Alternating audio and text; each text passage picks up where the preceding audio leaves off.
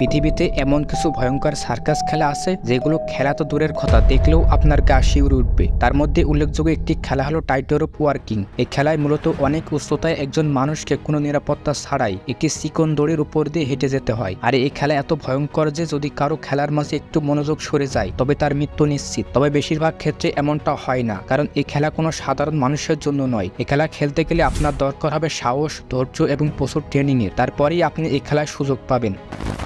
আজকের ভিডিওতে মূলত টাইটরোপ ওয়াকিং কিভাবে এবং কি কি উপায়ে খেলা হয়ে থাকে তা নিয়ে আলোচনা করা হবে। প্রথমেই রয়েছে হাই ওয়ার্ক 1। এটি এমন একটি ফর্মুলা যা অনেক বেশি উচ্চতায় অনুষ্ঠিত হয়ে থাকে। যদিও এই ফর্মুলায় যে খেলা হয়ে থাকে তার কোনো নির্দিষ্ট উচ্চতা নেই। এটি খেলোয়াড় নিজের পছন্দ মতো বাড়িয়ে কিংবা কমিয়ে নিতে পারে। সাধারণত 20 ফুট অথবা তারও বেশি উচ্চতাকে হাই ওয়ার্ক 1 হিসাবে গণ্য করা হয়। দ্বিতীয় নাম্বার রয়েছে স্কাই ওয়ার্ক। এটি সাধারণত উঁচু ভবন, গিরিখাত, জলপ্রপাত এবং উঁচু পাহাড়ে অনুষ্ঠিত হয়ে থাকে।